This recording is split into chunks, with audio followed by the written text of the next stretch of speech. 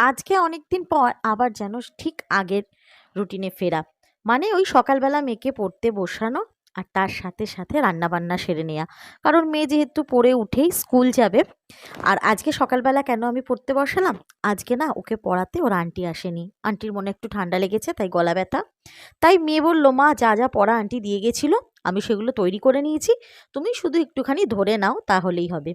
এদিকে মেয়েকে পড়াতে গেছিলাম ডাঁটা আলুর তরকারি বসিয়ে দিয়ে। এসে দেখি যে একদম জল শুকিয়ে গেছে। আর সজনে ডাঁটা আলুর তরকারি না একটু কাই না হলে ভালো লাগে না। কারণ এই কাইটা দিয়েই ভাত মেখে খেতে বেশ ভালো লাগে। আর এখন রান্না-বান্না এতটাই কম তেলে করি, আর জানো তো তাই জন্য তোমাদের সাথে কোনো রান্না-বান্নার রেসিপি শেয়ার করি না।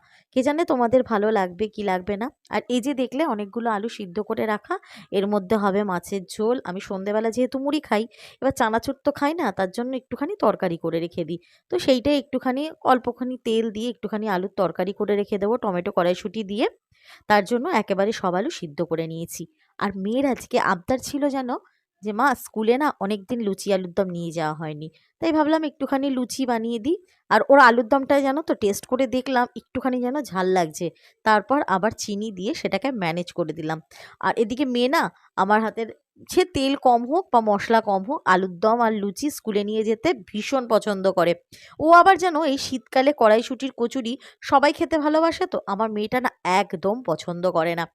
এবার নতুন স্কুল যাচ্ছে, যেহেতু ক্লাস 7 এ উঠলো অগ্নিশা, তার জন্য এখন তো মানে স্কুল স্পোর্টস গেল, এই করে করে না ওদের বেশি দিন খুব একটা স্কুলও হয়নি। আর নতুন নতুন স্কুল গেলে না মানে নতুন ক্লাসে দেখবে ভীষণ ভালো লাগে ভালো ভালো টিফিন নিয়ে যেতে। তার জন্য মেয়ের আবদারটা রেখেই নিলাম। এদিকে মেয়ের দেখো টিফিনও রেডি হয়ে গেছে। আলুর দমটা একটু ঠান্ডা হতে দিলাম, আর তারপরে লুচিটা ভেজে দেবো। আর এই যে আমার দেখো সেই তেল ছাড়া তরকারি। তেল খেতে পারি, তবে এখনো যেন আমার মনটা ঠিক সায় দেয় না তেল খাওয়ার জন্য। ওই জন্য আমি ভীষণ কম তেলে খাই। ডাক্তার বলেছে যতদিন মানা যায় ততদিনই ভালো। এদিকে ২ টো ডিম সিদ্ধ করে নিয়েছি। কেন বাবাই বলল আজকে আরও ডিম সিদ্ধ খাবে না, একেবারে মাছের ঝোল দিয়ে ভাত খেয়েই অফিস চলে যাবে।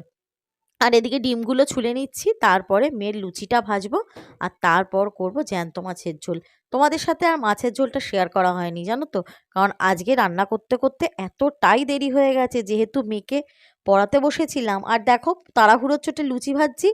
প্রথম লুচিটা তো একদমই ফুললো না, তবে সেকেন্ড লুচিটা কিন্তু বেশ ফুলেছে দেখো, তাই না বলো? এরপরে মেয়েকে আর বাবাইকে খেতে দিয়ে দিলাম।